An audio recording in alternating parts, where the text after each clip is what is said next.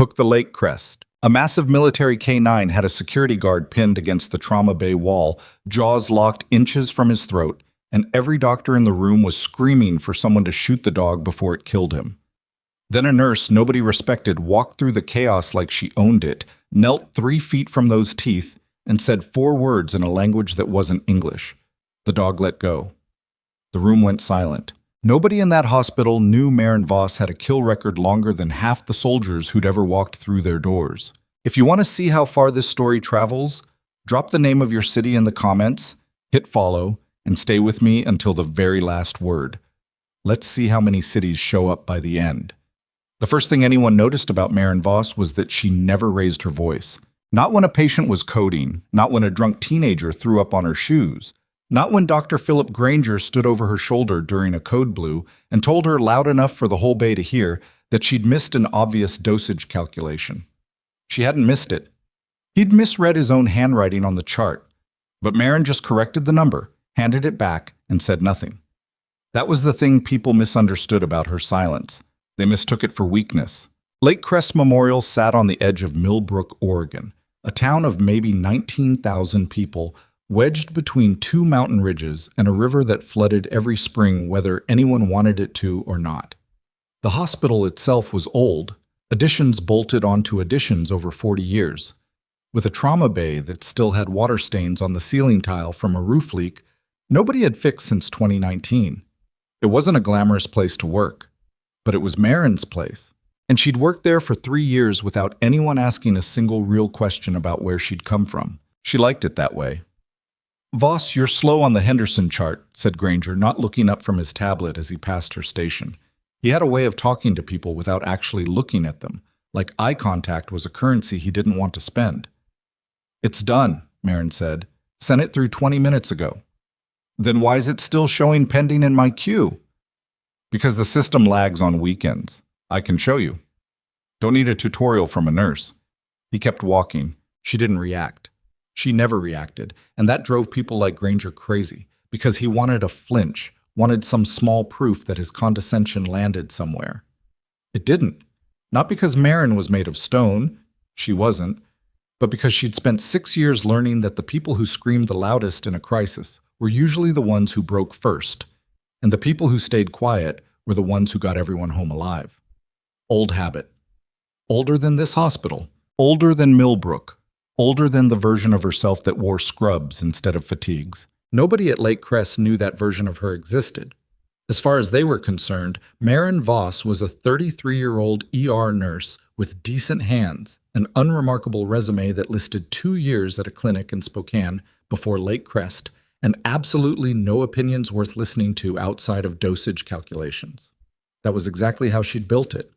On purpose. By 2 in the afternoon, the trauma bay was quiet. The kind of quiet that made the nurses nervous because it never lasted. Teresa Nakamura, the charge nurse, and the only person at Lake Crest who treated Maren like an actual human being instead of furniture, leaned against the counter eating a granola bar like it was a personal grievance against the universe.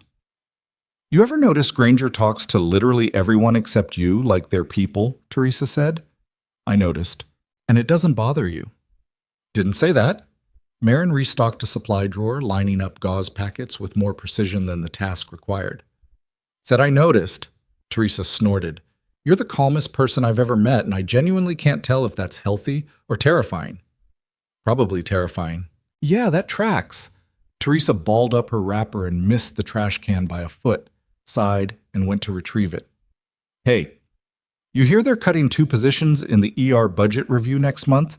Rumor is it's going to be one of the newer hires." Maren's hands didn't stop moving. "I heard." "You're not worried?" "I'm never the newest hire who matters in this conversation, Teresa. There's always someone younger to cut first." It wasn't arrogance. It was math. Maren had done the math on 100 situations more dangerous than hospital budget politics, and she'd learned to trust the math over the panic.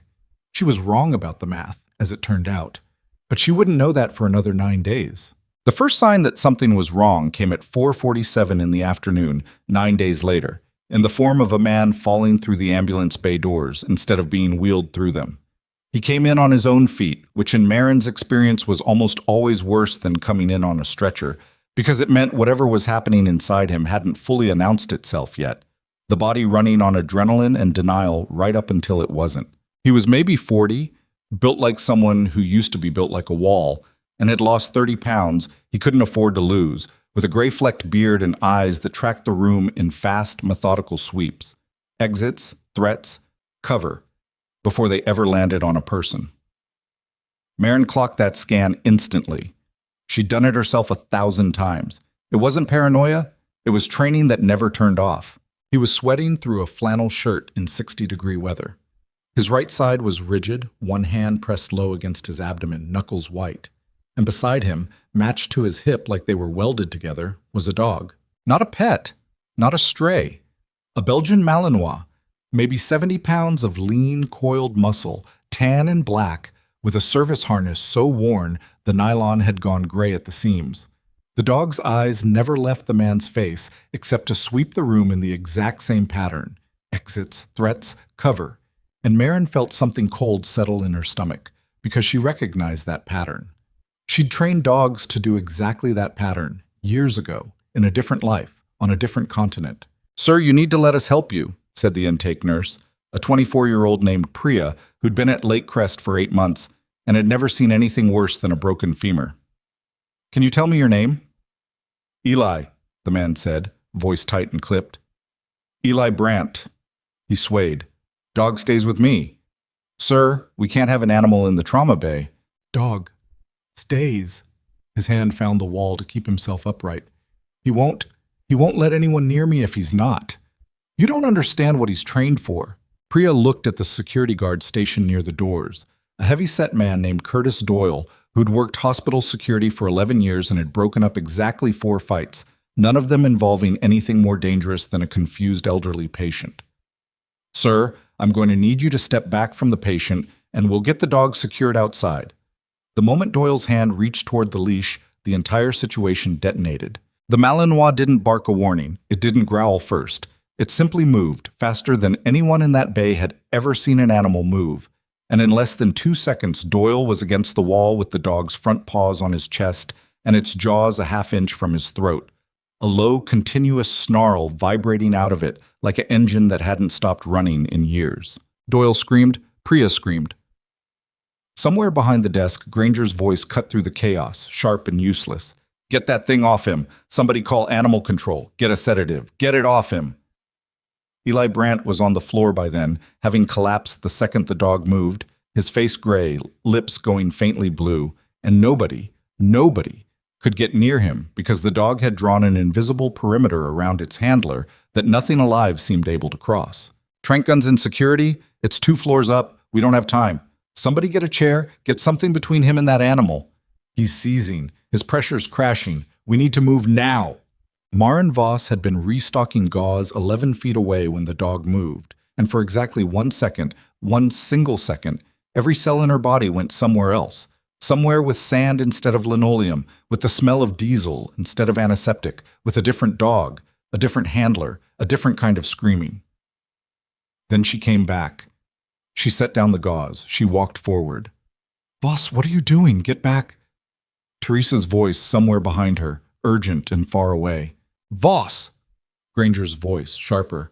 "I am not losing my license because you decided to play hero. Get away from that animal." She didn't get away from the animal. She walked toward it, slow, deliberate, her hands open and visible at her sides, her posture low and unthreatening in a way that had nothing to do with hospital training and everything to do with 6 years of handling dogs exactly like this one in places far worse than an Oregon emergency room. The Malinois' head snapped toward her the moment she crossed some threshold of distance it had apparently decided mattered. The growl deepened. Doyle whimpered against the wall, too terrified to move, blood beating where a tooth had nicked his forearm. "Voss, I am ordering you to stand down," Granger said, and for the first time in 3 years his voice actually cracked with something other than condescension, real fear, the kind that exposed exactly how little control he had over anything in that room. Marin ignored him completely. She crouched, not crouched like prey, crouched like someone who'd done this exact motion 100 times and knew precisely how much space her body needed to occupy to read as non-threatening to an animal trained to kill. Her eyes weren't on the dog's eyes Eye contact would read as challenge. They were soft, angled slightly down, toward its chest. "What illy?" she said, low and even. 3 words. Flemish-accented military command, not English, not anything a Belgian Malinois trained stateside would have any logical reason to recognize unless its training had come from a very specific kind of program, run by a very specific kind of unit that didn't exist on any public roster. The dog froze, not slowed. Froze.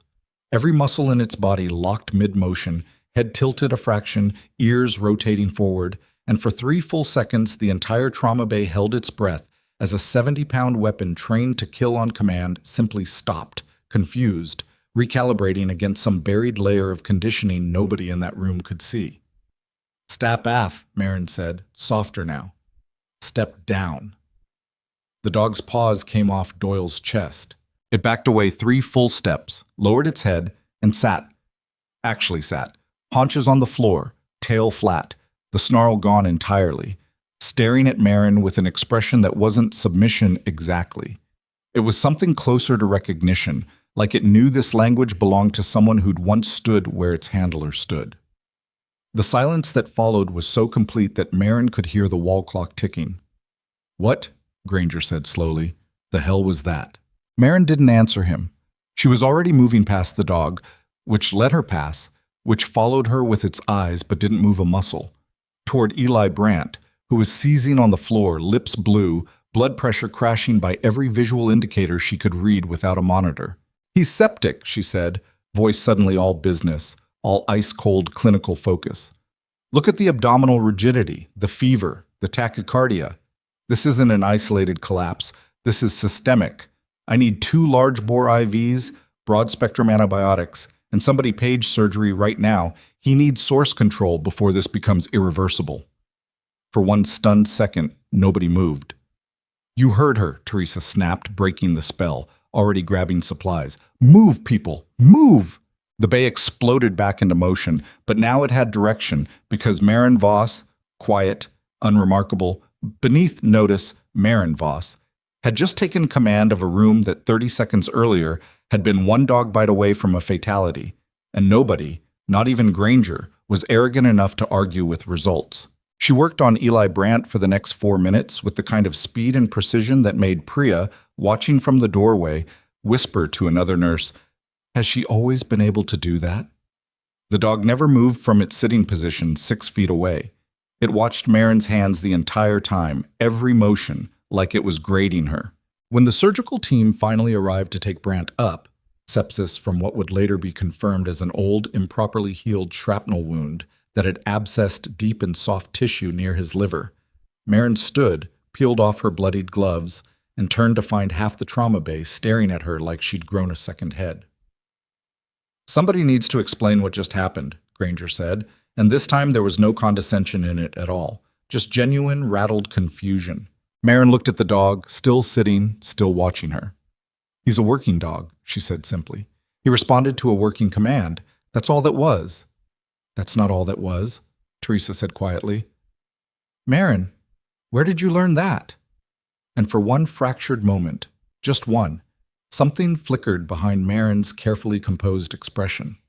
Something old and heavy and very far from Millbrook, Oregon. "It's a long time ago," she said, and walked away to wash the blood off her hands, leaving an entire room full of questions she had absolutely no intention of answering. She thought that would be the end of it. It wasn't. Word moved through Lake Crest Memorial the way it always does in small hospitals, fast, distorted, and entirely beyond anyone's control. By the time Marin clocked out that evening, 3 different versions of the story were circulating, none of them accurate, all of them somehow making her sound either more heroic or more suspicious than what had actually happened, depending on who was telling it. Curtis Doyle, badly shaken and nursing 4 stitches in his forearm, told hospital administration he wanted an explanation for how a nurse had controlled an attack animal like she trained it herself. He wasn't wrong to ask. He was just asking the wrong person, because the answer he wanted lived in a file that didn't officially exist anymore. Hospital Administrator Wade Kessler called Marin into his office the next morning. Kessler was a tall, soft-spoken man in his 50s who'd run Lake Crest's administrative side for 9 years. and had built his entire management philosophy around one principle: minimize liability, minimize headlines, minimize anything that might draw attention to a hospital that survived on a thin margin and a fragile reputation in a town that gossiped for sport. Ms. Voss. He didn't ask her to sit. I want to start by saying yesterday's incident, whatever it was, resulted in a positive outcome. The patient's stable. Surgery went well. Good, Marin said. But I have a security officer with a bite injury, a liability exposure I don't fully understand, and a nurse who apparently has training that isn't reflected anywhere in her personnel file. He folded his hands on the desk. Where did you learn a foreign language command capable of controlling a military-grade working dog? I worked overseas before I came to Spokane, Marin said, the same careful half-truth she'd given at her hiring interview 3 years earlier. I picked up some things. Some things. Kessler's mouth thinned. Ms. Voss, that wasn't picking up some things. Doyle's report describes a level of control over that animal that our own K9 contractors couldn't replicate. I need a straight answer, because right now I have a board that's going to ask me hard questions, and she picked up some things overseas is not going to satisfy them. Marin held his gaze and said nothing, because the truth, the real truth, wasn't hers to give away in an administrator's office over hospital liability concerns. Some things stayed buried because they had to, not because she was hiding a crime, because she'd signed paperwork a long time ago that made silence a legal requirement, not a personal preference. I understand this is frustrating, she said finally. I can't give you more than what I've told you. Can't or won't. Does it matter? Kessler studied her for a long moment, and something in his expression shifted from frustration to something colder: calculation. It matters to me whether I'm employing a nurse with relevant undisclosed training or a liability I can't predict the next time something unusual walks through those doors. I've worked here 3 years without incident. You worked here 3 years without incident until yesterday, when an incident revealed you might not be who your file says you are. He leaned back. I'm not accusing you of anything, Ms. Voss, but I'd encourage you to think very carefully about whether there's anything else in your background this hospital should know about. Because if something like yesterday happens again, and I find out afterward that you withheld relevant information, that's not a conversation. That's a termination. Marin left his office with her jaw tight and her hands steady, the way they always stayed steady no matter what was happening underneath. She'd survived worse threats than Wade Kessler's veiled ultimatum. But there was something uniquely exhausting about being threatened for the crime of saving someone's life. And she let herself feel that exhaustion for exactly the length of the hallway before she shut it back down. What she didn't know, what she had no way of knowing yet, was that Eli Brandt, 3 floors up in a surgical recovery bed, had woken from anesthesia disoriented, asked a nurse where his dog was, and upon being told the animal was secured in the hospital's small holding kennel, had said something that would detonate everything Marin Voss had spent 6 years trying to keep buried. He'd asked the nurse, in a voice still thick with sedation, who gave the release command? Who knew Flemish K9 protocol? And when the nurse, confused, had no answer, Eli Brandt had gone quiet, staring at the ceiling with an expression that wasn't relief. It was recognition. The same recognition his dog had shown on the trauma bay floor. Because Eli Brandt knew exactly one person who'd ever used that specific command in the field, on a mission classified deep enough that even mentioning the operation's name was a federal offense. And that person had died 6 years ago, in the mountains east of a town whose name Eli Brandt had spent 6 years trying to forget. Or so everyone had been told. By Thursday, the rumors at Lake Crest had calcified into something closer to suspicion than curiosity, and Marin felt the shift the way you feel weather change in your joints. Not seeing it directly, just registering pressure building somewhere she couldn't pinpoint. Teresa cornered her in the break room, closing the door with unusual deliberateness. Okay, I need you to actually talk to me, because Doyle's telling everyone you have, quote, special forces training. Priya thinks you're former CIA, and Granger's been asking the staffing office if your background check was ever properly run. None of that's accurate. Which part? All of it's wrong in its own specific way. Marin poured coffee she didn't want, just to have something to do with her hands. I'm not going to perform an explanation for the rumor mill, Teresa. I'm not the rumor mill. I'm your friend. Teresa's voice softened, dropped to the edge of frustration. Marin, I've worked beside you for 3 years. I've watched you stay completely calm during things that would break most nurses. I always figured you just had something in your past. I never pushed because it wasn't my business. But people are scared now. Doyle's got stitches. Kessler's asking questions. And you walked toward a dog that had a man pinned to the wall like you'd done it 1,000 times before. I have, Marin said quietly, before she could stop herself. Teresa went still. What? Marin set down the coffee cup. For a moment, just a moment, she let herself consider telling Teresa the truth, or some version close enough to count. The years overseas, the unit nobody officially acknowledged, the dog she'd trained and handled, and, in one specific case, the handler she'd lost in a canyon firefight that the official report listed as a training accident. She didn't say any of it. I had a different job before nursing, she said instead. It's not something I can talk about. Not because I'm hiding something illegal, Teresa, because some of it's classified, and some of it just hurts too much to say out loud. I'm asking you to trust that I'm not dangerous. That's all I can give you. Teresa studied her for a long moment, and whatever she saw in Marin's face, exhaustion, old grief, something carefully held together, seemed to land harder than any explanation would have. Okay, she said finally. Okay, I trust you. But Marin, Kessler's not going to let this go. He's already talking to the board. I heard him on the phone. I think he's looking for a reason. A reason for what? Teresa hesitated. To let you go before this becomes a bigger story than he can control. Marin felt the floor shift slightly under that sentence. The particular cold drop of recognizing a threat before it's fully visible. An instinct that had kept her alive in places far more dangerous than a hospital break room. She'd survived ambushes by reading the air before the first shot. She read it now, in Teresa's careful tone, and the way the whole building's energy had bent around her since Tuesday.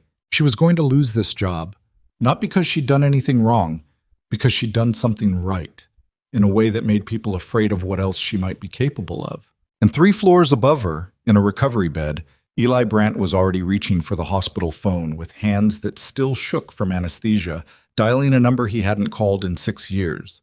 A number connected to a man who, if Marin Voss really was who Brandt now suspected she was about to discover that someone he'd long ago listed as missing, presumed dead, had been alive this entire time. 80 miles away, at a federal facility nobody in Millbrook had ever heard of, a phone began to ring. The phone rang 4 times before anyone picked up. Operations, this line is secure, identify yourself. This is Eli Brandt, service number. He rattled off a string of digits from memory, voice still thick with anesthesia but steadying with every word, the way it always had in the field when things went sideways and his body remembered discipline faster than his mind could catch up. I need to speak with whoever's still running point on the Halverson file. A long pause, the kind of pause that meant someone on the other end was deciding how much to admit even existed. There's no active file under that name. Then get me whoever decides that, Brandt said, because 6 years ago I watched a medic die in a canyon outside Kandar province, and 4 days ago that same medic put a hand on my dog and gave him a release command that only she and one dead handler ever knew. I'm not asking for a favor, I'm reporting an anomaly. Another pause, longer this time, and when the voice came back it had changed register entirely, slower, careful, the tone of someone writing down every word for a report that would land on a desk far above their pay grade. Location: Lake Crest Memorial, Millbrook, Oregon. Stay where you are. Don't discuss this with hospital staff. Someone will be in contact within 48 hours. The line went dead. Eli Brandt lay back against the pillow, heart rate monitor ticking up on the screen beside him, and stared at the water-stained ceiling tile with an expression no nurse walking past would have been able to read. Grief and disbelief don't usually share a face. His did. Down on the second floor, Marin Voss had no idea any of it was happening. She was charting a discharge for a kid with a sprained wrist, half listening to Teresa complain about the vending machine eating her dollar for the 3rd time that week, when Wade Kessler appeared at the nurse's station with 2 men in plain gray suits standing slightly behind him like furniture nobody had asked for. Ms. Voss, Kessler said, and something in his voice had gone tight, formal, the sound of a man performing caution for an audience. Could you step into the conference room? Marin set down her pen. She didn't ask why. She already knew, the way you know a storm's coming by the pressure change in your ears before the first drop falls. The two men in gray didn't introduce themselves. They didn't need to. She'd spent 6 years around men who dressed exactly like that, who walked exactly like that, who carried themselves like people who'd never once in their lives had to ask permission to be anywhere. The conference room had a long table, fluorescent lights, and a window that looked out over the hospital parking lot where, Marin noticed without meaning to, a black SUV with government plates sat parked diagonally across two spaces like whoever drove it hadn't cared whether anyone noticed. "Sit down, Ms. Voss," said the taller of the two men. He had close-cropped gray hair and the kind of stillness that came from decades of sitting in rooms exactly like this one, watching people fall apart. "My name is Director Aaron Whitfield. This is Agent Pruitt. We're here regarding an incident in your trauma bay on Tuesday." "I assumed," Marin said, and sat, spine straight, hands folded, the posture of someone who'd been debriefed before and knew the shape of the room even when the faces changed. Kessler hovered near the door. "Should I—" "You can stay," Whitfield said, without looking at him. "But you'll want to understand that what's said in this room doesn't leave it. Not to the board, not to staff, not to your liability attorney. Are we clear?" Kessler's mouth opened slightly, then closed. "Clear." Whitfield set a thin folder on the table but didn't open it. He looked at Marin for a long moment, the kind of look that wasn't hostile, exactly, but wasn't friendly either. Assessment, pure and clinical. 6 years ago, he said, a combat medic attached to a classified Joint Special Operations Unit was reported killed in action during an extraction gone wrong in a canyon east of Kandar Province. The official record lists her as deceased. Recovered remains were never confirmed due to the terrain and the circumstances of the engagement, but the file was closed quietly. The way these things sometimes are, when continuing to search costs more lives than it saves. He slid a single photograph across the table. Black and white, grainy, a younger woman in desert fatigues, hair shorter, face harder in the specific way faces get hard when they haven't slept in days, kneeling beside a wounded soldier with her hands buried in his chest cavity, working. Marin looked at it without flinching, though something behind her ribs pulled tight enough to hurt. "Sergeant First Class Marin Volkov," Whitfield said. "Attached to a unit whose name I'm not going to say out loud in a hospital conference room. Listed as killed in action, June of 6 years ago." He paused. "The patient you treated Tuesday, Eli Brandt, served on that unit.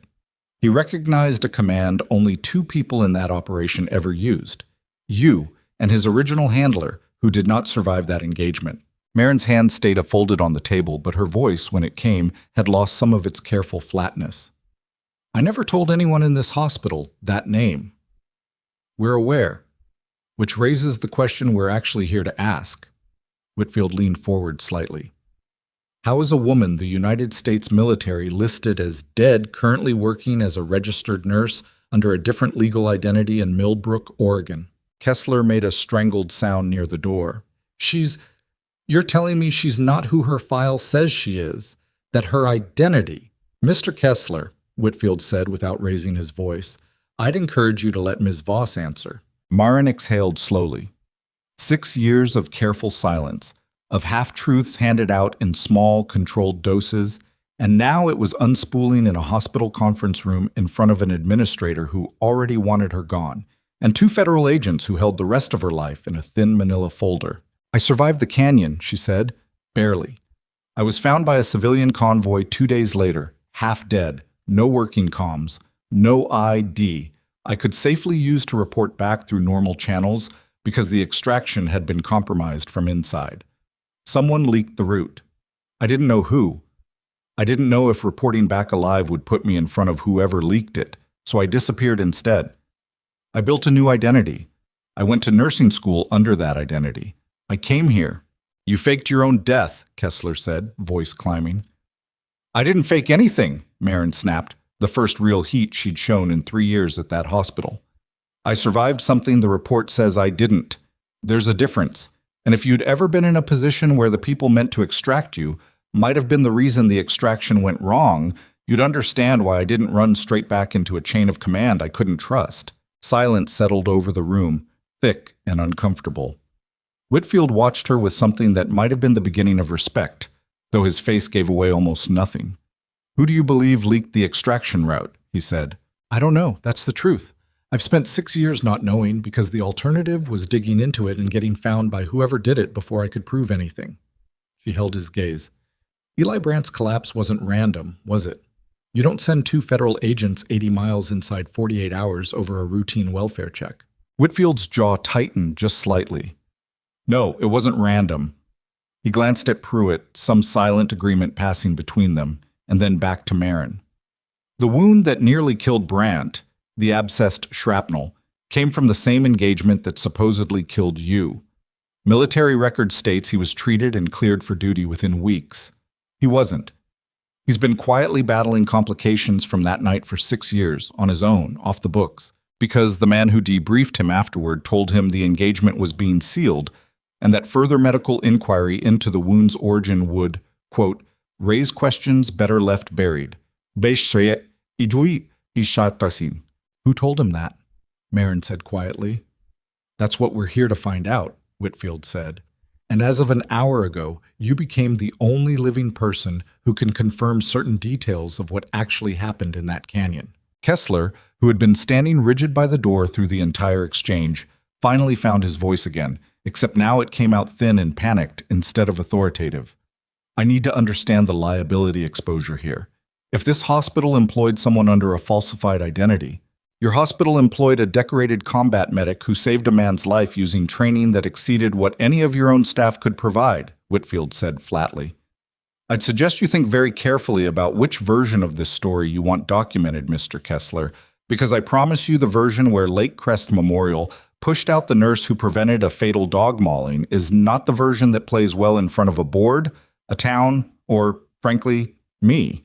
Kessler went pale and said nothing further. Whitfield turned back to Marin. I need you to stay in Millbrook for the next several days. Don't leave the area. Don't discuss any of this with anyone outside this room. And Ms. Voss, he paused, something almost gentle entering his voice for the first time. I'm sorry. About the canyon. About 6 years of you carrying that alone. Whatever else comes out of this, that part deserved better than what you got. It was the first time in 6 years anyone in any official capacity had said those words to her, and Marin felt something crack slightly behind her sternum that she didn't have time to examine, because Pruitt's phone buzzed at that exact moment, and his face, reading the message, went hard in a way that made the whole room's temperature drop. Sir, he said to Whitfield, Brandt's room, now. They moved fast enough that Marin, following half a step behind because nobody told her not to, caught up to find a scene already half collapsed into chaos on the 3rd floor. A nurse stood frozen outside Eli Brandt's room, hand over her mouth. The recovery bed's monitor was screaming a flatline alarm that someone had silenced without restarting compressions, which was wrong, which was the first thing Marin's clinical brain flagged before anything else registered. Brandt was alive. Pale, sweating, IV line yanked half out of his arm, but conscious, sitting upright against the headboard with his good hand pressed to his ribs. Someone was in here, he said, voice raw. Came in dressed as staff, pulled my IV, tried to push something into the port before I woke up enough to grab his wrist. He ran when the monitor alarmed. Description, Whitfield said, already moving toward the door. Tall. Hospital ID badge, but he kept his head down. Knew where the camera angles were. Moved like someone with training, not like an opportunist. Brandt's hand was shaking now, adrenaline burning off the anesthesia fog fast. He knew exactly which port to use. Whoever it was knew what they were doing. Pruitt was already on his radio, calling for the building's security footage to be pulled and frozen, calling for a perimeter, calling in a voice that made clear this was no longer a quiet welfare check, but something the federal government considered an active threat. Marin stood in the doorway, pulse hammering despite every year of training that told her to stay steady, because the math had just changed in a way that terrified her more than the dog ever had.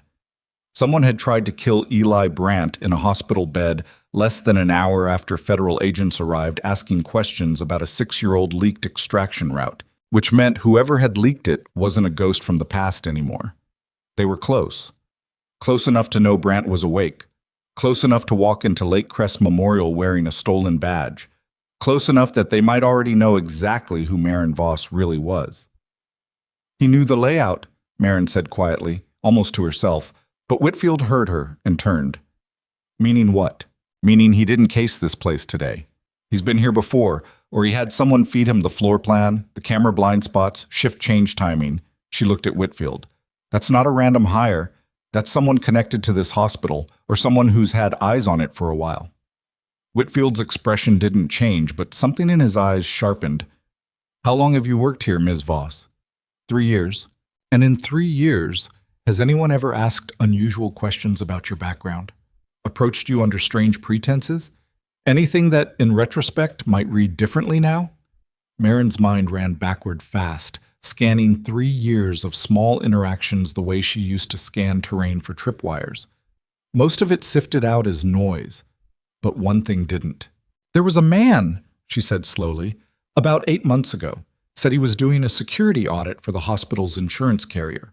Asked a lot of specific questions about staff schedules, about who had access to medication storage after hours, about which nurses had unusual professional backgrounds.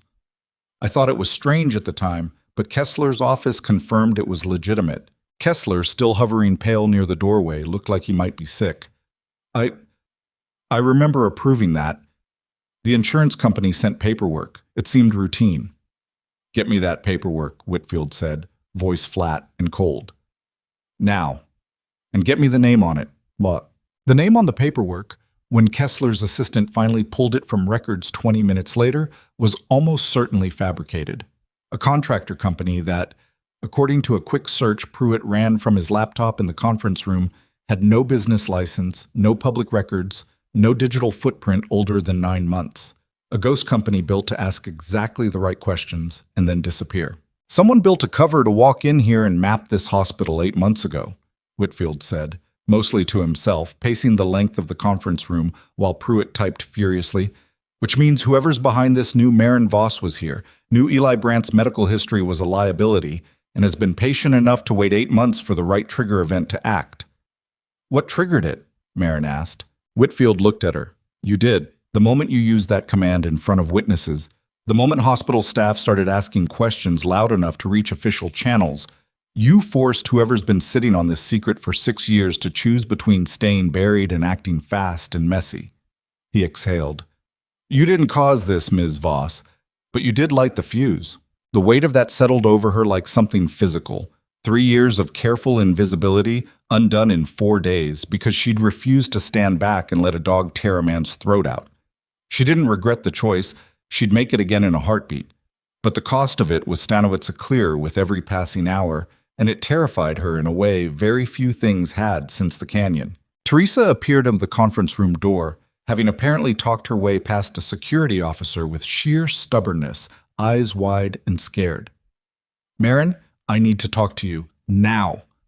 Whitfield gave a small nod, granting permission Marin hadn't asked for, and she stepped into the hallway with Teresa, who grabbed her arm hard enough to leave marks.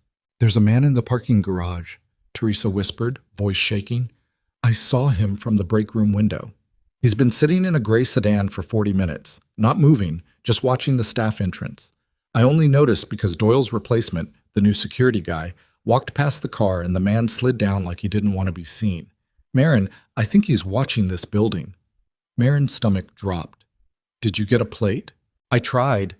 He pulled out before I could finish reading it.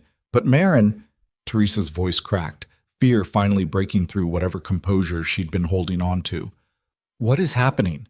Why are there federal agents in our conference room? Why did someone try to kill the dog guy's owner in his own bed?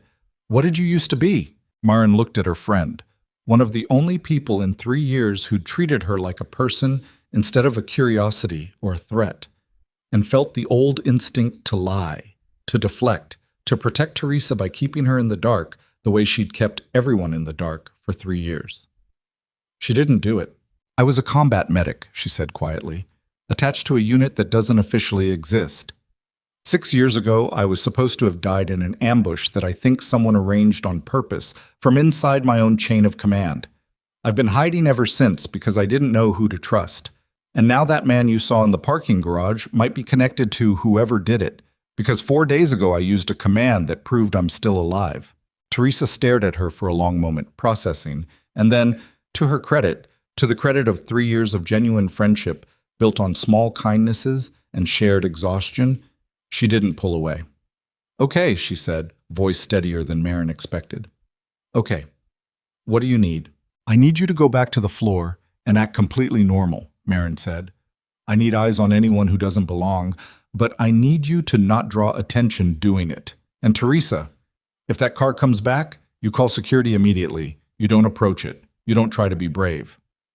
"Look who's talking," Teresa said, with a shaky attempt at a smile, and squeezed Marin's arm once before heading back down the hallway. By 6 that evening, Lake Crest Memorial had transformed into something it had never been before.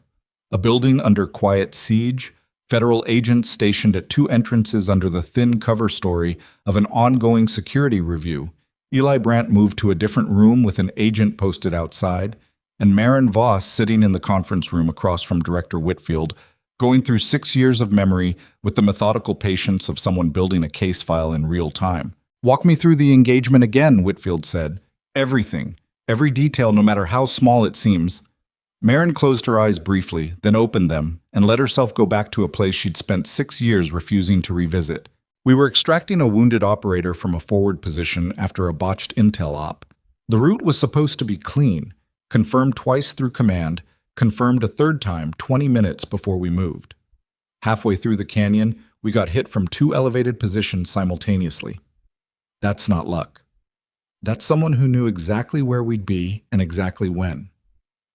Her voice stayed level, the clinical detachment a survival mechanism she'd built brick by brick over 6 years. Staff Sergeant Cade Reyes, the dog's original handler, pushed me and 2 others toward a defensible position while he and the wounded operator covered the retreat. I never saw him again. The official record lists him as killed in the same engagement. I assumed, until 4 days ago, that was true. "It's not," Whitfield said quietly. "Reyes survived. Spent 18 months in a black site recovery program after being captured, was eventually recovered in a separate operation, and has spent the last 4 years in a classified medical facility dealing with what that captivity did to him. He's never been cleared to reach out to anyone from his old unit, including you."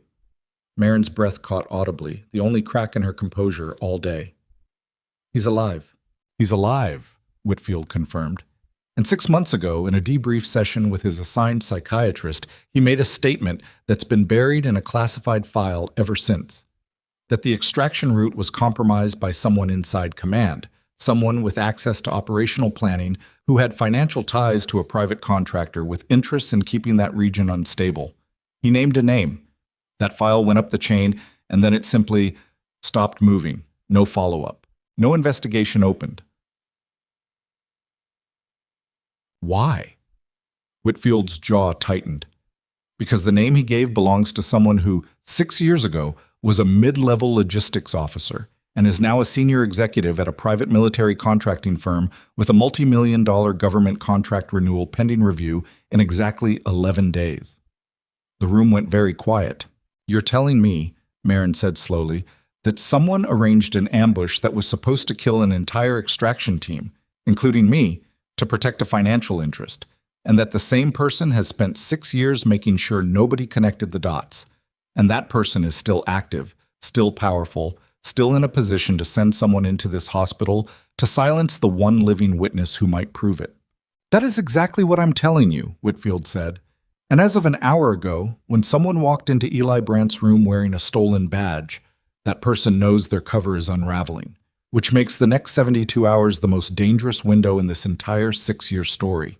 Marin sat with that for a long moment, feeling the old cold focus settle over her. The same focus that had once let her work on a dying man's chest cavity in the middle of a firefight without her hands shaking once. "What do you need from me?" she said. "I need you willing to formally go on record," Whitfield said. "Confirm your identity, confirm the details of the engagement, corroborate Sergeant Reyes' statement when he's able to give it. That puts a target on you that's already half painted. It also might be the only thing that finally moves this case out of a drawer and into a courtroom." Marin thought about 3 years of small condescensions at this hospital, about Granger's dismissive tone, about Kessler's veiled threats, about every moment she'd swallowed her own worth to stay invisible and safe. She thought about Cade Reyes, alive, captive, broken in ways she couldn't fully imagine, waiting 4 years for someone to finally believe what happened to him. Yes, she said. I'll go on record. Whitfield nodded once, something that might have been respect settling into his expression. Then we move tonight. Pruitt's pulling a protective detail. You don't go home alone, you don't... The conference room door burst open without a knock. Teresa stood in the frame, face white, breathing hard like she'd run the entire length of the hospital. Marin, she gasped. The gray sedan's back, and it's not parked this time, it's coming up the ambulance ramp. Every head in the room turned toward the window. Down in the bay below, headlights swept across the glass as a vehicle that had no business approaching an ambulance entrance accelerated instead of slowing, and somewhere outside, distantly, the first scream of the evening tore through the cooling Oregon air. Whitfield was moving before the scream finished, radio up, voice cutting through the room in clipped command syntax that left no room for confusion. Lock the building. All entrances now. Pruitt, get eyes on that vehicle. Pruitt was already gone, taking the stairwell 2 at a time instead of waiting for an elevator that might be the first thing an attacker disabled. Marin moved on pure instinct, the conference room's fluorescent calm dissolving into the kind of motion her body remembered better than her mind did. Low center of gravity, scanning exits, already cataloging the hospital's layout the way she'd cataloged terrain. Marin, where are you going? Teresa grabbed for her sleeve. Get to the nurse's station, lock the medication room, keep everyone on this floor away from the windows. Marin's voice had changed register entirely, flat and fast. The voice of someone giving orders because someone had to, and she was the only one in the hallway who'd done this before. If anyone who isn't staff or a patient tries to come through that door, you don't open it. You understand me? Teresa nodded, fear visible, but obedience faster, and bolted. Down in the ambulance bay, the gray sedan had stopped at an angle that blocked the loading doors, engines still running, headlights cutting hard shadows across the wet pavement. A man stepped out, mid-30s, compact build, moving with the same trained economy Marin had clocked in the parking garage description an hour earlier, except now there was no pretense of subtlety left to maintain. He had a hospital badge clipped to his jacket, the kind that wouldn't survive 30 seconds of scrutiny, but would buy exactly the amount of confusion needed to walk through a side door before anyone reacted. He wasn't walking toward the ambulance bay doors, though. He was walking toward the stairwell that led directly up to the 3rd floor, Brant's new room. The agent posted outside that room. A younger man named Castillo, who'd been with Whitfield's detail less than a year, caught the badge swipe attempt on the stairwell door from the security monitor at his post and frowned, radioing down. Unidentified male approaching from stairwell B. Badge doesn't match employee roster. Repeat, does not match roster. The man didn't wait to be questioned. He drove a shoulder into the stairwell door, breaking the badge reader's fail-safe lock with brute force instead of finesse, and Castillo's voice on the radio went sharp with adrenaline. Contact, stairwell B. I need backup. Marin reached the 2nd floor landing of stairwell B 4 seconds after the door above her slammed open, and what happened next unfolded with the particular slow-motion clarity that high-stress moments sometimes produce in people trained to function inside them. She heard Castillo's voice, raised, commanding the intruder to stop. She heard the intruder's response, not words, just the flat crack of a suppressed weapon, once, and then the heavier, wetter sound of a body hitting tile. Agent down, stairwell B, 3rd floor, someone screamed into a radio that wasn't hers. Marin didn't have a weapon. She had 3 years of nursing instincts and 6 years of something older and colder underneath them. And in the half-second it took her to process that Castillo was almost certainly bleeding out somewhere above her, the choice she made wasn't brave in any cinematic sense. It was simply the only choice that made sense to a body that had spent years learning that hesitation killed people faster than wrong decisions did. She went up. Castillo was down at the top of the stairwell, a gunshot wound high on his shoulder, conscious but pale, pressing his good hand against the wound with the kind of grim, controlled panic of someone who'd had basic trauma training but had never actually used it on himself. The intruder was already through the door into the 3rd floor hallway, moving fast toward Brant's room. Stay still, Marin said to Castillo, dropping beside him, hands already moving, not toward the wound first, toward his radio, clipping it back into his hand. Call it in, tell them shooter's headed for room 312, tell them I'm behind him. You don't have a weapon, Castillo gasped. I know. She left him pressing his own wound with shaking hands and went through the door anyway, Because 2 doors down, Eli Brandt, a man who'd already survived sepsis, an attempted murder by IV, and 6 years of carrying guilt he didn't deserve, was about to become the only living corroborating witness to a 6-year-old conspiracy, and that made him the most valuable target in the building. The hallway was chaos by the time she reached it. A nurse screaming, patients' call buttons lighting up the station board in a chorus of confused alarm, and at the far end, the intruder kicking Brandt's door open with the weapon already raised. Brandt wasn't unarmed, not entirely. 6 years of training don't disappear from a body, even when the body's been weakened by sepsis and surgery. And when the intruder came through the door, Brandt was already off the bed, IV line torn free, for the second time that day, using the rolling vital signs monitor as both shield and weapon, shoving it hard into the man's chest and buying himself maybe 2 seconds. 2 seconds wasn't enough. The intruder recovered, weapon swinging back up, and Marin came through the door behind him with nothing in her hands but a fire extinguisher she'd ripped off the hallway wall without consciously deciding to, swinging it hard into the back of the man's gun arm a half-second before he could fire. The shot went wide, punching through the window instead of through Brandt, glass spraying across the room in a glittering sheet. And the intruder spun on Marin with the kind of fast, trained violence that confirmed everything Whitfield had implied about who'd sent him. He was good. Marin was better, but 6 years out of practice, and it showed. The first exchange left her with a split lip and a forearm that would bruise black within the hour. The fire extinguisher knocked from her hands and rolling uselessly across the floor. The second exchange, she used the only advantage she actually had left. She knew this room. She knew the IV pole was within reach, knew the oxygen tank valve was directly behind her, knew the exact geometry of a hospital room in ways a hired gun who'd never set foot in this building before tonight couldn't possibly know. She drove the IV pole into his knee with everything her body had, heard the joint give with a sound that made her stomach turn even after everything she'd seen in 6 years. And as he buckled, Brandt, bleeding from his torn IV site, barely upright, every ounce of his training screaming through 6 years of atrophy, got an arm around the man's throat from behind and held on with the desperate strength of someone who understood exactly what this man had been sent to finish. By the time Pruitt and 2 more agents burst through the door, weapons drawn, the intruder was face down on the floor, zip-tied with the length of IV tubing Marin had cinched tight enough to leave marks.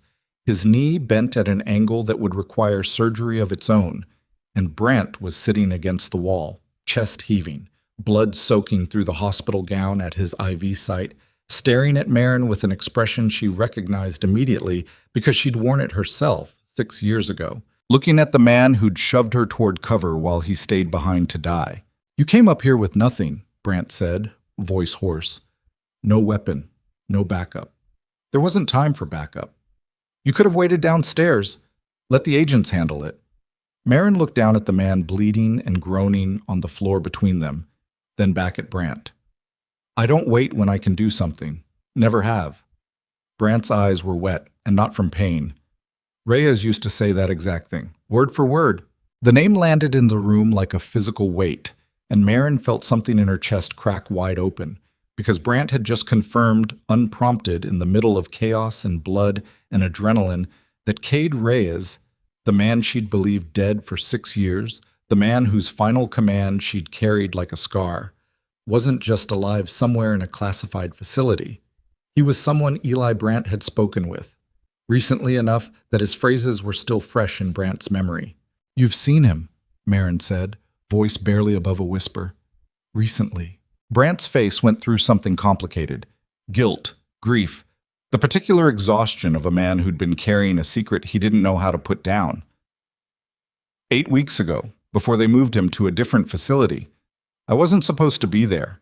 A friend in the program pulled strings, said Reyes had been asking, for years, whether anyone from the old team made it out. Whether you made it out. His jaw tightened. I told him I didn't know.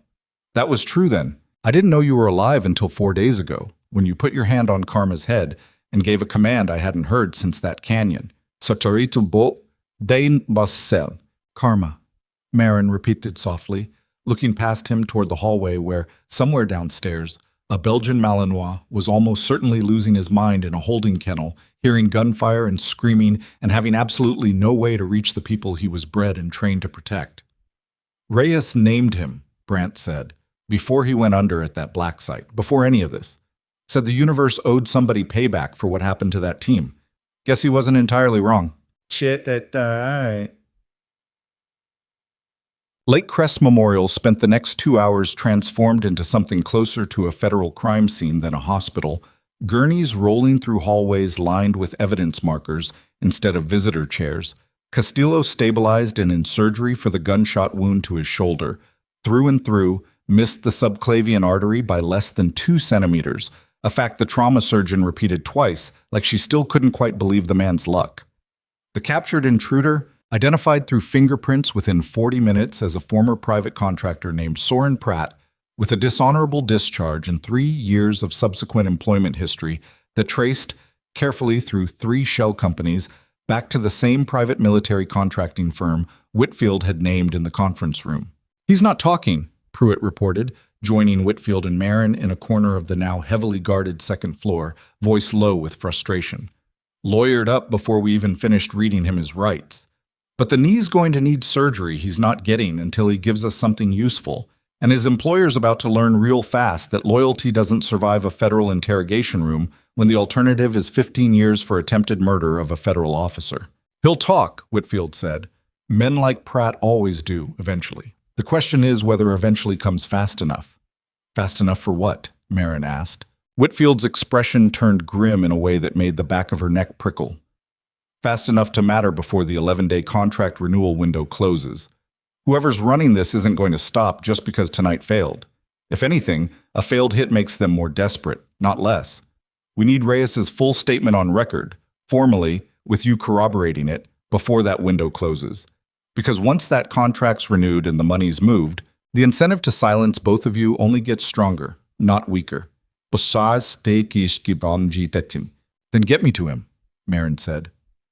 Whitfield studied her for a long moment. "Reyes is in a federal medical facility 2 states away, under a level of classification that technically doesn't permit civilian visitation, even from someone who used to outrank half the people guarding that building." "I'm not asking as a civilian," Marin said. "I'm asking as the only other surviving member of that extraction team, and as the medic who spent 6 years believing she let him die. I think I've earned the visit." Something shifted in Whitfield's face. Not quite a smile, but close to one. The expression of a man recognizing he was looking at exactly the kind of stubborn competence that used to make people like Marin Voss valuable to the government in the first place, right before that same government got people like her killed and called it acceptable loss. "I'll make the call," he said. "But Ms. Voss, I need you to understand something before you walk into that room. 18 months in captivity changes people. Whatever you're expecting to find when you see him, prepare yourself for something different." The flight took place under a federal travel order the next morning. Marin strapped into the jump seat of a small government aircraft she hadn't been told the model of, Whitfield across from her reviewing a tablet of documents he didn't share, and somewhere in the cargo hold, against every protocol anyone could find a reason to object to fast enough, Karma the Malinois rode along too. Because when hospital staff had attempted to transfer the dog to a county shelter that morning pending Brandt's recovery, the animal had reacted with such violent, focused distress that Whitfield, after watching footage of it, had simply said, "Put him on the plane. We don't need a second incident today." Marin spent most of the flight with her hand resting on the dog's broad head, where he lay curled against her feet, both of them carrying the particular stillness of creatures who understood, on some level deeper than language, that they were heading toward the man who'd once meant everything to them both. The federal medical facility sat on land that didn't appear on any public map, a low cluster of buildings behind layers of fencing that made Lake Crest Memorial's security look like a kindergarten, and the man who finally walked into the visitation room, flanked by 2 attendants, moving slower than Marin remembered, gray threading through hair that used to be jet black, a scar tracing down one side of his jaw that hadn't been there 6 years ago, stopped dead in the doorway the moment he saw her. For a long moment, neither of them said anything at all. "You're supposed to be dead," Cade Reyes said finally, voice rougher than she remembered, carrying the particular flatness of someone who'd learned, somewhere in 18 months of captivity, to keep emotion locked behind a wall because letting it out had once cost too much. "So are you," Marin said. His composure broke first, not dramatically, just a slight tremor through his jaw, a hand that came up to cover his mouth for a second before dropping back down. "I asked everyone who'd talked to me. For years. Nobody would confirm anything. I figured you died in that canyon, and I let myself believe it because the alternative, that you survived and never came back for me, never came looking, that was worse." "I didn't know you survived," Marin said, and her own voice cracked now too. 6 years of carefully maintained distance collapsing in the space of a federal visitation room with bad fluorescent lighting and a guard standing too close. "I thought I lost you in that canyon. I've carried that for 6 years, Cade. I gave Brant's dog your command because it's the only piece of you I had left to hold on to." Reyes's eyes went to the door, where Whitfield had quietly arranged for Karma to be brought in, and the sound that came out of him when the dog crossed the room and pressed his full weight against Reyes's legs, whining low and desperate, was not a sound either Marin or Whitfield would ever describe to anyone outside that room, because some things were too raw to be retold. "Hey, buddy," Reyes whispered, dropping to his knees despite an attendant's half-hearted protest, burying both hands in the dog's fur. "Hey, I'm here. I'm here." It took several minutes before any of them could speak about the things that mattered. "I need your statement," Whitfield said finally, gently, once Reyes had settled into a chair with Karma plastered against his leg, like he intended never to let the dog out of reach again. "Formally. About the extraction route. About the name you gave your psychiatrist 6 months ago." Reyes's jaw tightened. "I already gave that statement. It went nowhere. You think I don't know why? You think I don't know whose pocket that contract sits in? This time it goes somewhere," Whitfield said. "Because this time you have a corroborating witness who survived the same engagement, sitting 2 feet from you, and an active federal investigation into an attempted murder that happened 48 hours ago in an Oregon hospital connected directly to the same conspiracy." Reyes looked at Marin for a long moment. "They tried to kill you? They tried to kill Brant, and by extension, me, because I'm the only other person alive who could confirm what you've been saying for years." She held his gaze. "I'm not asking you to relive that canyon for nothing, Cade. I'm asking because we have 11 days before this person's contract renews and the money disappears into a system neither of us will ever be able to touch again. After that, this becomes unprovable." Something hardened behind Rhea's eyes. Not anger exactly, something older and steadier. The look of a man who'd spent 18 months in captivity, finding reasons to survive, and had finally been handed one that felt like it mattered. "The name," he said quietly, "is Director Marcus Halloway, former logistics coordinator, our unit, 6 years ago. Now Chief Operations Officer at Faro Dynamics Defense Solutions. He approved our extraction route personally. He's the only person with both the access to alter that route last minute and a documented financial stake in keeping that region's instability profitable for his current employer's contracts." Reyes's hand tightened in Karma's fur. "I'll say it on record. I'll say it in front of a congressional committee if that's what it takes. I've waited 6 years to say his name to someone who'd actually listen." Whitfield was already recording, tablet angled to capture both audio and video, and as Reyes began methodically laying out details Marin hadn't known, financial documents he'd glimpsed during his captivity debriefs, conversations overlooked by captors who didn't realize how much English he understood, patterns in contract timing that lined up with a precision too clean to be coincidence, she felt something shift in her chest that had nothing to do with relief and everything to do with the slow, grinding machinery of justice finally beginning to turn after 6 years of silence. It was almost 40 minutes into the formal statement when Pruitt burst into the room without knocking, face white, phone still pressed to his ear. "Sir, we have a problem." He lowered the phone, looking directly at Whitfield. "Pratt made bail 20 minutes ago. Some judge nobody's heard of, processed through a county system that shouldn't have had jurisdiction, released on a technicality that took less than an hour to push through. And his ankle monitor just went dark." The room went very still. "That's not possible," Whitfield said, voice low and dangerous. "Federal attempted murder charges don't get bail through a county judge." "They do," Pruitt said. "If Holloway's reach goes deeper than we thought." "And sir," he hesitated, glancing at Marin, "Lake Crest Memorial's administrator just called the field office. Says a man matching Pratt's description was seen on hospital grounds an hour ago, asking specifically where Nurse Voss's emergency contact information was filed." Marin felt the floor tilt slightly beneath her. The particular vertigo of realizing the danger she'd flown 2 states away from had simply followed the only thread that mattered. And that thread, the one piece of her old life she'd never managed to fully sever, was Teresa, listed on 3 years of hospital paperwork as the one person Marin trusted enough to call in an emergency. "Teresa," Marin breathed, already on her feet, chair scraping back hard enough to make Karma's head snap up with a low growl. "He's going after Teresa." "Get her on the phone," Whitfield snapped at Pruitt, already moving toward the door. "Now!" Pruitt dialed, put it on speaker, and the line rang twice before Teresa picked up, her voice immediately too bright, too fast. The sound of someone trying to mask fear with normalcy. "Marin, hey, I was just about to leave the hospital. Why are you calling from a blocked—" "Teresa, listen to me very carefully."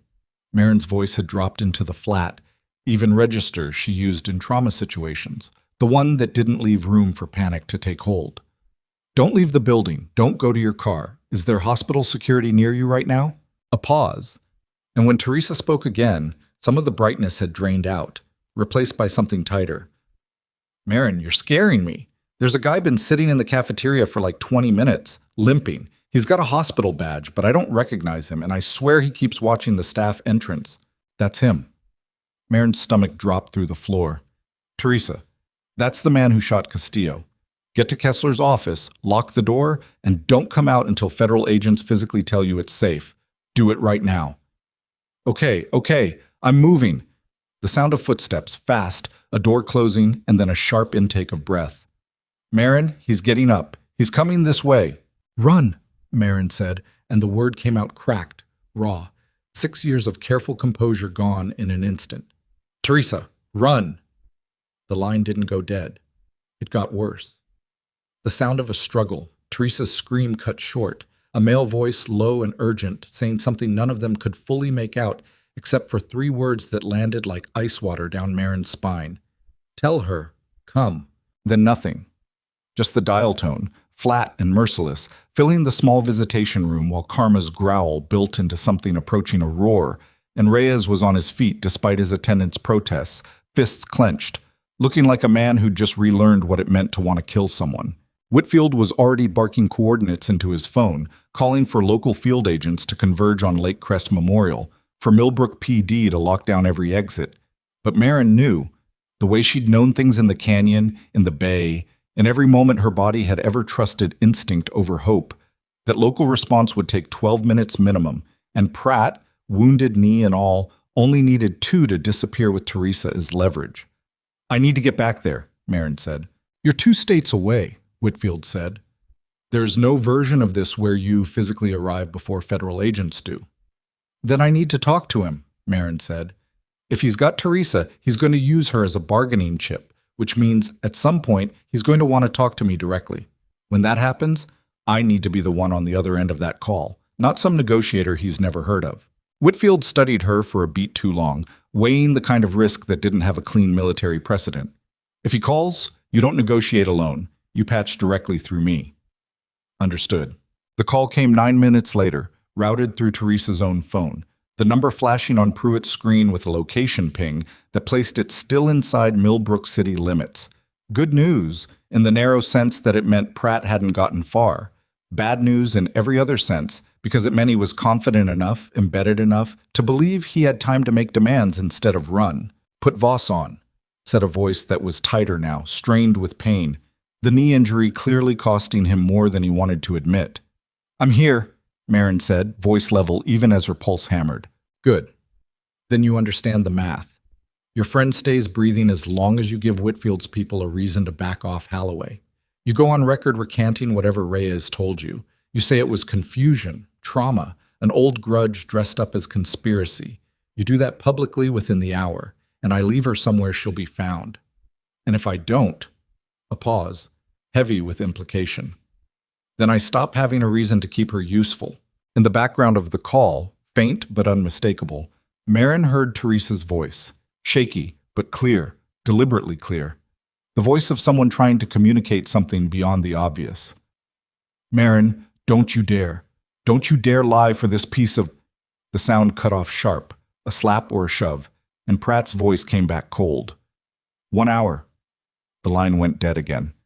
Marin stood very still for exactly 3 seconds, running the call back in her head, not for the threat.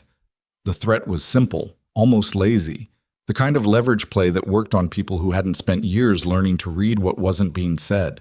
He's not thinking clearly, she said finally. Listen to what he actually asked for.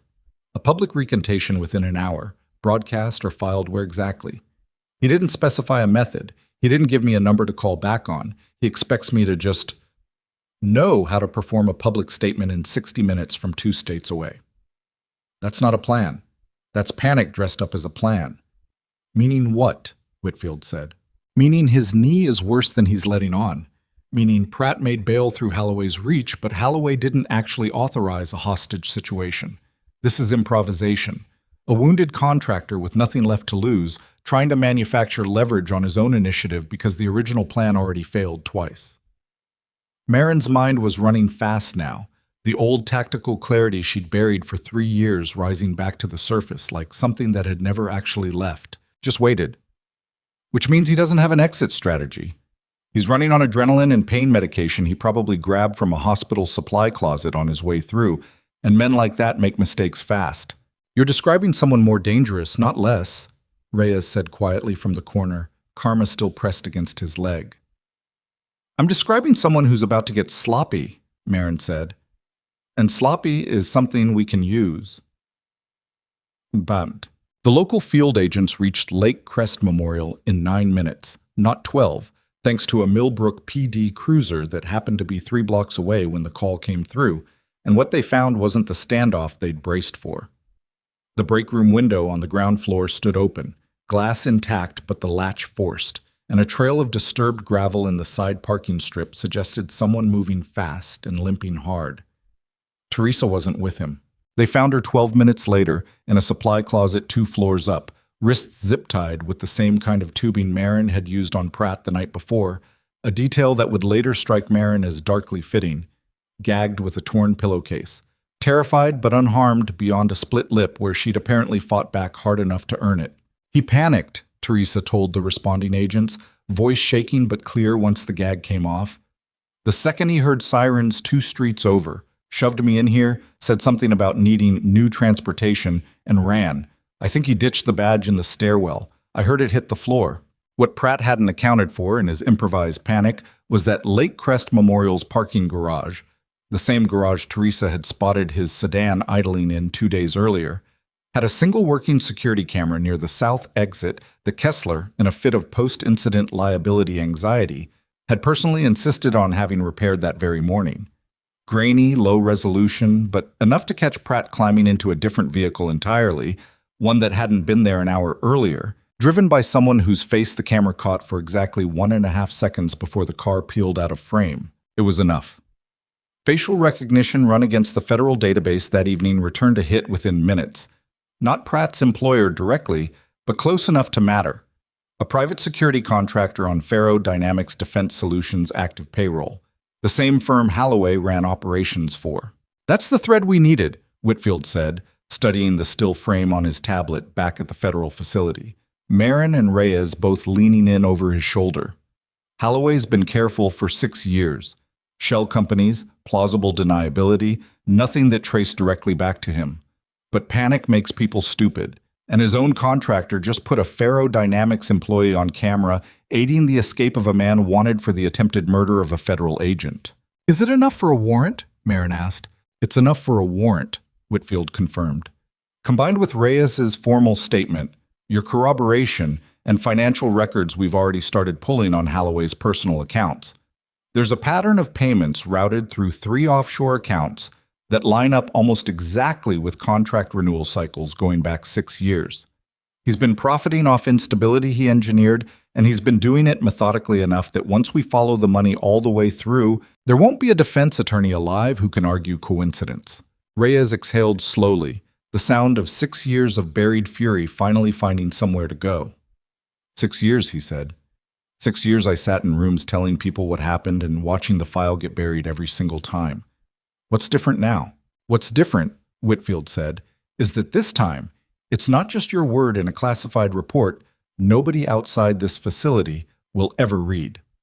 It's an attempted murder in a civilian hospital, a federal agent shot, a kidnapping caught partially on camera, and 2 living witnesses willing to testify in open court instead of a sealed room. Holloway built his entire defense on the assumption that the only people who knew the truth were either dead or unreachable. He just lost both of those assumptions in the span of 72 hours. The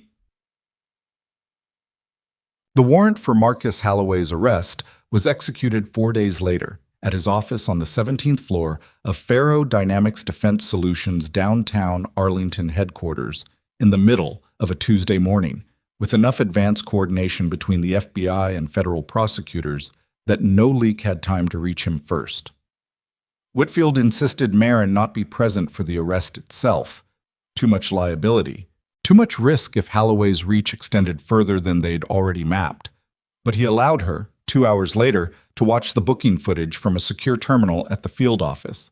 Reyes seated beside her, both of them silent as a man in an expensive suit was walked through processing in handcuffs, his face arranged into the particular blank composure of someone still convinced, even now, that this was a problem his lawyers would make disappear within the week. It wasn't. The financial trail, once federal forensic accountants had 2 full weeks to dig through it, turned out to be more damning than even Whitfield had initially estimated. Not 3 offshore accounts, but 7. Not 6 years of payments, but 8.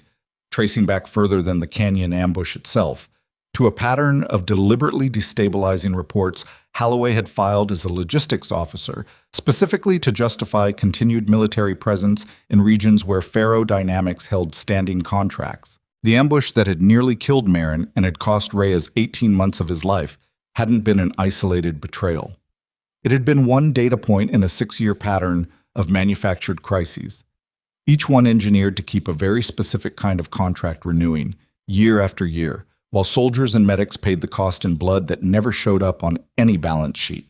Soren Pratt was caught 11 days later, attempting to cross into Canada on a fraudulent passport with a knee injury so badly infected from lack of proper treatment that border agents called an ambulance before they called federal processing.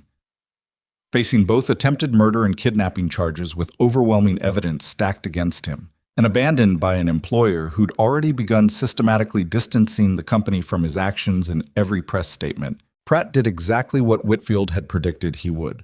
He talked, extensively, formally, in exchange for a plea deal that still left him facing 14 years but spared him the federal maximum.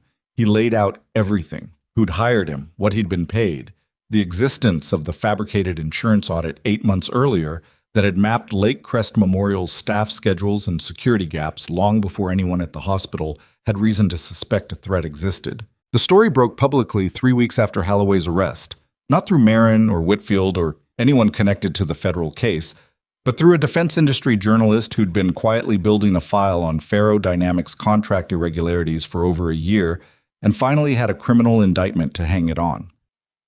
The headline ran across 3 major outlets within the same news cycle: a defense contracting executive charged with conspiracy, attempted murder, and engineering a military ambush that had nearly killed 2 American service members 6 years earlier, all to protect a renewal contract worth, according to court filings, just under $40 million. Back in Millbrook, the story landed like a depth charge. Wade Kessler called an emergency meeting of the entire hospital staff the following Monday morning, standing at a podium in the same cafeteria where, weeks earlier, Pratt had sat watching the staff entrance with a stolen badge clipped to his jacket. Kessler's face had the particular gray pallor of a man who'd spent 3 weeks watching his own decisions get dissected in real time by federal investigators and a board of directors who no longer trusted his judgment. "As most of you are aware," he began, voice unsteady in a way it had never been during 3 years of routine staff meetings, "there have been developments regarding Nurse Voss that the hospital was not previously in a position to discuss publicly. I want to address those directly."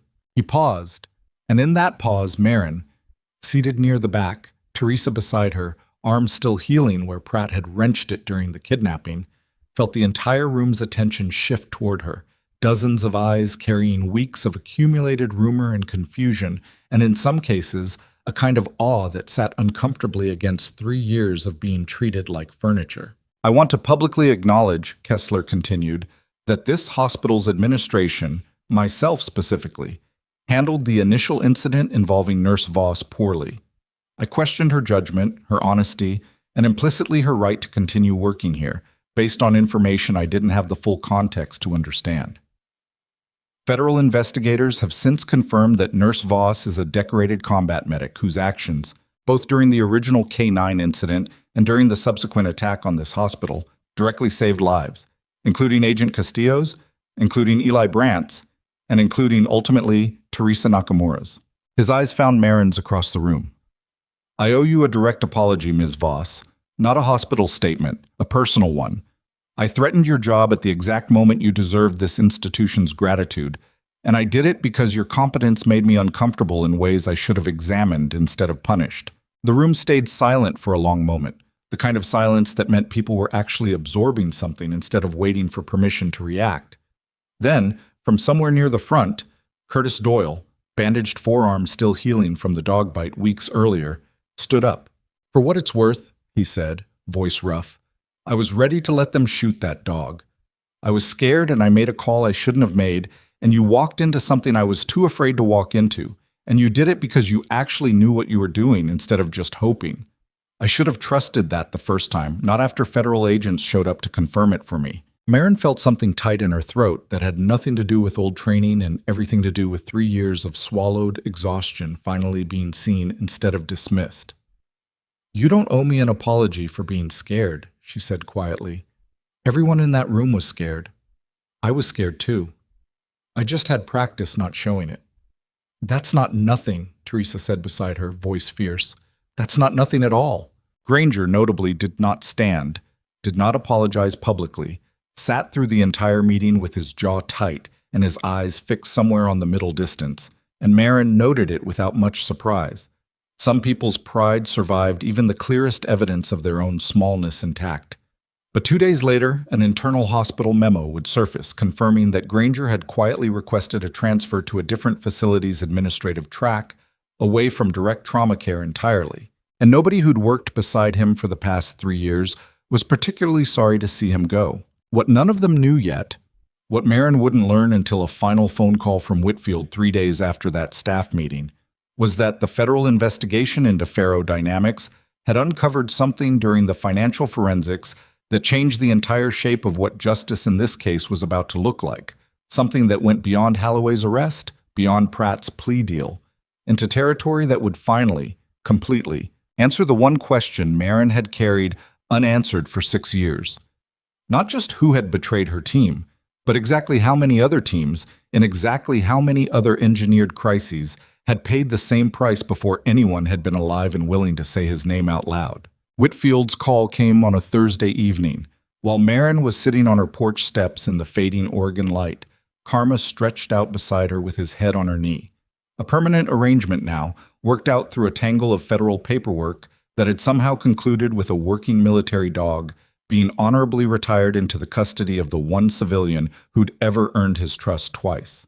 We found the full ledger, Whitfield said, without preamble, the way he always opened calls now, like courtesy was a luxury that had stopped applying to the two of them somewhere around the second attempt on her life. Forensic accounting finished the deep trace this morning. Holloway's contract manipulations weren't isolated to your unit's extraction 6 years ago. Marin's hand stilled in Karma's fur. How many? 4 separate engagements over 8 years, across 3 different units, all manufactured or deliberately mishandled to extend ferrodynamics regional contracts. 11 service members killed across those 4 incidents. 6 more, including you and Reyes, severely wounded or captured. Whitfield's voice carried something rare for him. Not quite anger, but close to it. The controlled fury of a man who'd spent his career inside systems that occasionally still surprised him with how rotten they could get. We're talking with families this week. Some of them have spent years being told their losses were combat casualties with no further explanation. They're finally going to get one. Marin sat with that for a long moment, the porch light buzzing faintly overhead, Karma's breathing slow and even against her leg. 11 dead, 6 wounded. All of it sitting on a man's desk in Arlington for 8 years while he signed contract renewals and went home to whatever life $40 million in defense money bought. Will it hold? She asked finally. In court, will it actually stick this time? It's already sticking, Whitfield said. Holloway's lawyers tried to negotiate a plea on the original charges 2 days ago. Prosecutors turned it down flat the moment the expanded ledger came in. He's looking at federal conspiracy charges spanning 8 years, multiple counts of accessory to manslaughter tied to the engineered engagements, plus the attempted murder and kidnapping charges from Millbrook. Pratt's cooperating fully now that he understands his employer was never going to protect him. Faro Dynamics board fired Holloway within an hour of the indictment going public and is currently scrambling to distance the company from a man who, as of this morning, no longer has anyone left willing to take his calls. And Reyes, Marin said quietly, what happens to him? He's being formally cleared, Whitfield said, both full record correction. The 18 months in captivity get reclassified from extended recovery to what it actually was. Time lost to an engagement his own command compromised. He's eligible for a medical discharge with full benefits, or, if he wants it, a transition into a training role. Either way, the file that's followed him for 6 years gets rewritten to tell the truth instead of the version that was convenient for Holloway. Marin closed her eyes briefly, feeling something loosen in her chest that had been wound tight since the moment she'd watched Reyes wave her and 2 others toward cover 6 years ago, certain she'd never see him again. Thank you, she said, for not letting this die in a drawer like the others. Don't thank me, Whitfield said. You're the one who walked toward a dog everyone else wanted to shoot. That's what cracked this whole thing open. I just had the paperwork to follow where you pointed. The federal trial against Marcus Holloway began 11 weeks later, in a courtroom in Alexandria, Virginia, and ran for 19 days, long enough that Marin, called to testify on day 6, had time to fly back to Millbrook in between and resume something close to a normal shift schedule at Lake Crest Memorial. A strange whiplash between trauma bay routine and federal courtroom testimony that she navigated with the same flat, steady competence she'd brought to every other impossible thing in the past 3 months. Teresa came with her to Alexandria for the testimony, unasked, simply showing up at the airport with a packed bag and a look that dared Marin to argue. You sat with me in a supply closet aftermath for 2 weeks straight, Teresa said, when Marin tried anyway.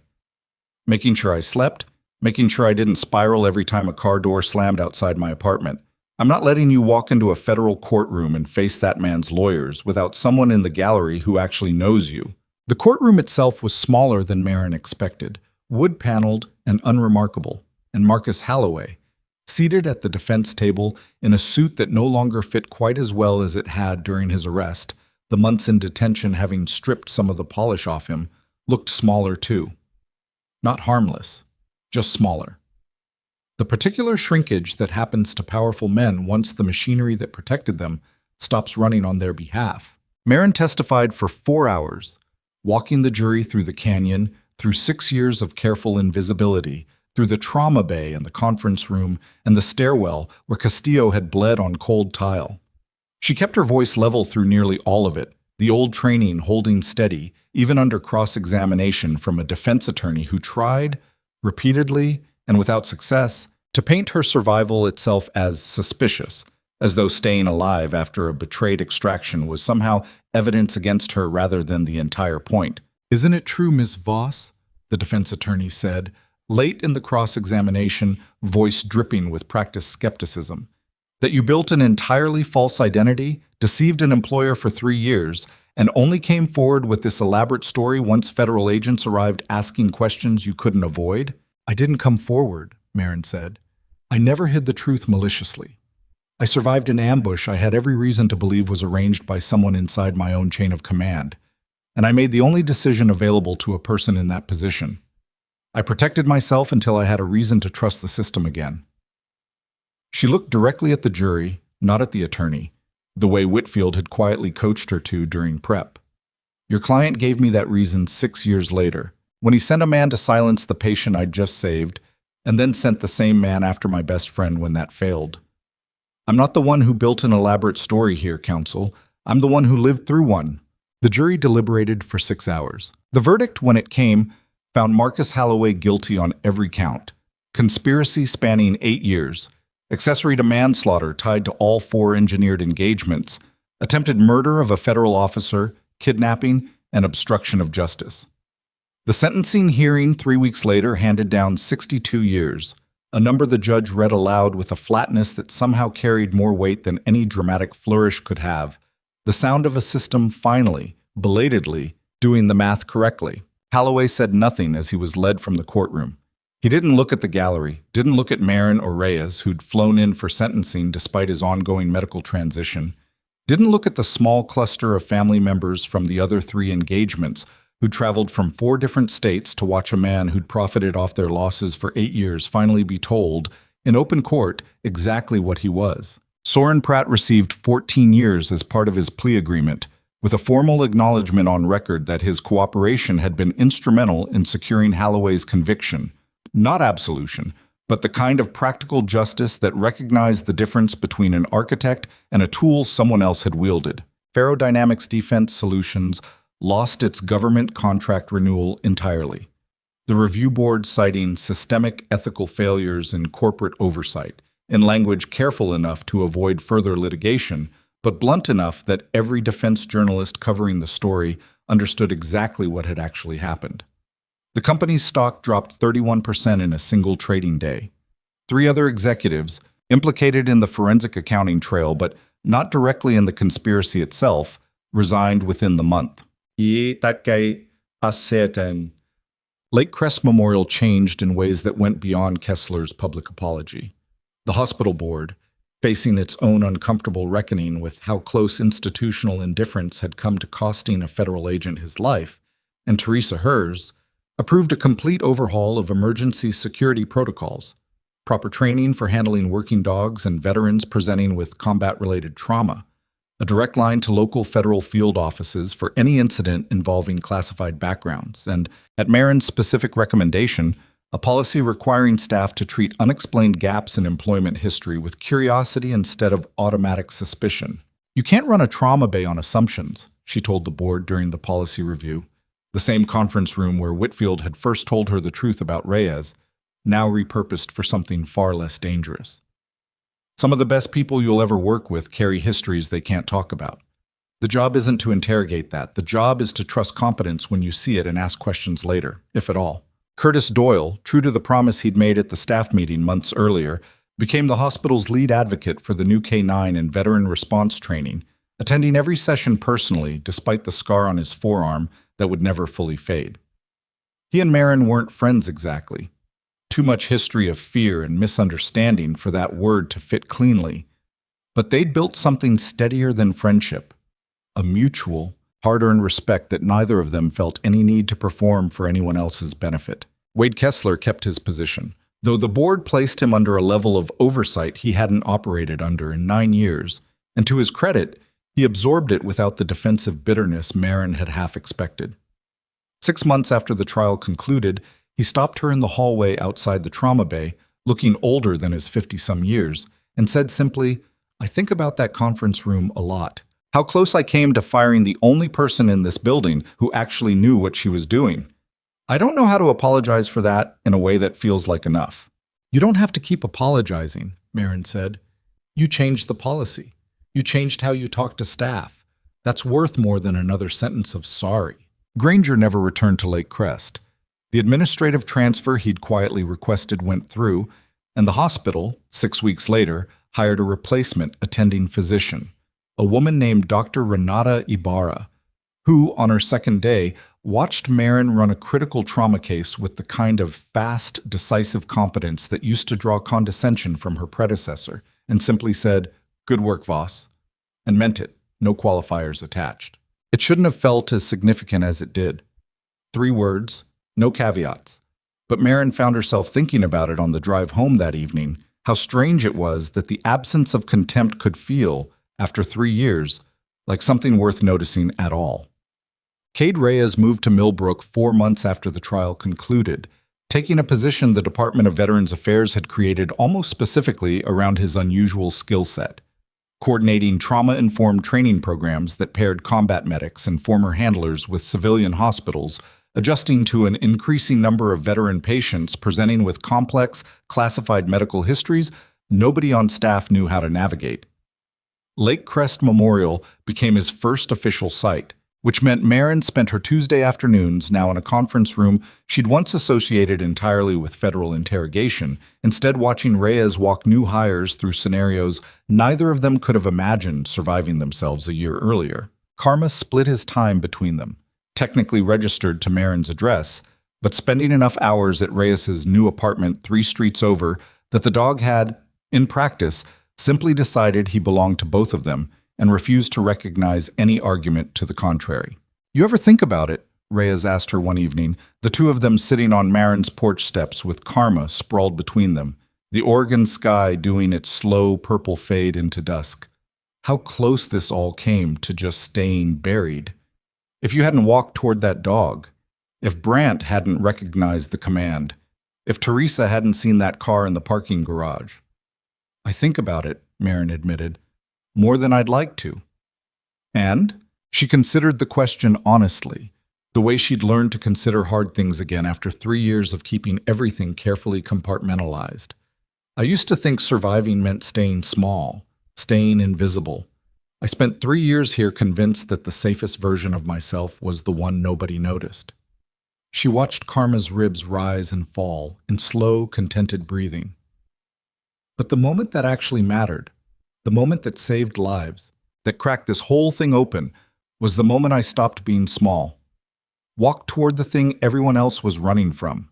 "That tracks," Reyes said, the ghost of something that might have been pride in his voice. "Always did. You were the only medic on that team who ran toward gunfire instead of away from it. Some things don't change just because 6 years happened in between." "Some things shouldn't," Marin said. "Yeah."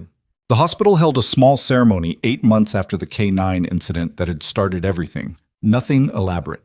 A brief gathering in the same cafeteria where Kessler had given his public apology, hospital staff, and a handful of federal representatives, including Whitfield, who'd flown in specifically for the occasion despite a schedule that rarely allowed for anything resembling sentiment. The hospital board formally recognized Marin with a Distinguished Service Commendation, the kind of internal award that wouldn't mean much to anyone outside Lake Crest Memorial's walls, but meant something specific and overdue to everyone inside them. The Department of Defense, separately, quietly corrected her military record. The canyon listed now not as a closed file with an inaccurate casualty report, but as a documented survival under compromised command conditions. Her medical service during and after the engagement formally commended, 6 years late, but commended nonetheless. Eli Brant, fully recovered and reunited with Karma for visits whenever his own recovery allowed, stood up during the small ceremony, leaning slightly on a cane he still needed some days, and said the only thing anyone there remembered clearly afterward. "I spent 6 years thinking I'd failed someone I served with," he said, voice steady despite the visible effort it cost him. "Reyes ordered us to retreat. I obeyed that order and then carried the guilt of obeying it like it was a crime. Marin Voss is the reason I finally understand it wasn't. She's the reason 11 families finally know what actually happened to the people they lost.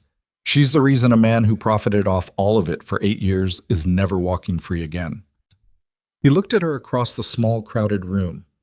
Some people wear the uniform their whole career and never do half of what she did in 3 days, off the clock, with nothing but a fire extinguisher and the nerve to walk towards something everyone else was running from. Marin didn't have a speech prepared. She hadn't expected to need one. But standing there looking out at a room that, 8 months earlier, had treated her as background noise at best and a liability at worst, she found words anyway. Not polished ones, just true ones. "I spent 3 years here being underestimated," she said. "And for a long time I thought that was just the cost of staying safe. Hiding what I'd survived so nobody would ask questions I couldn't answer."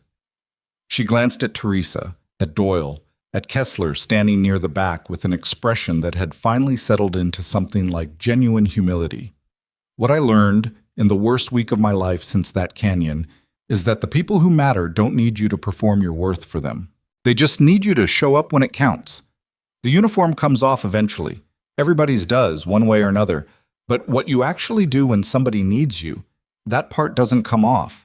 That part's just who you are." She looked down at Karma, sitting calm and steady, at her feet the way he had every day since that first chaotic afternoon in the trauma bay. The dog who'd once been seconds from being shot for doing exactly what he'd been trained to do: protect the person who needed protecting, even when the whole world misread it as a threat. Some of us spend our whole lives being told we're too much, or not enough, or impossible to fully explain, she said. Turns out the world doesn't need an explanation. It just needs you to keep walking forward when everyone else stops. The applause that followed wasn't loud or dramatic. It was steady, the kind that comes from people who've genuinely changed their minds rather than people performing approval for a crowd. And later that evening, walking out to her car with Karma trotting easy and unhurried beside her, Teresa falling into step on her other side without being asked, Maren Voss felt something she hadn't let herself feel in 6 years of careful, controlled survival. Not relief, exactly. Something steadier than that. She felt like herself, fully, for the first time since the canyon, no longer the quiet nurse everyone overlooked, and no longer the soldier the official record had buried.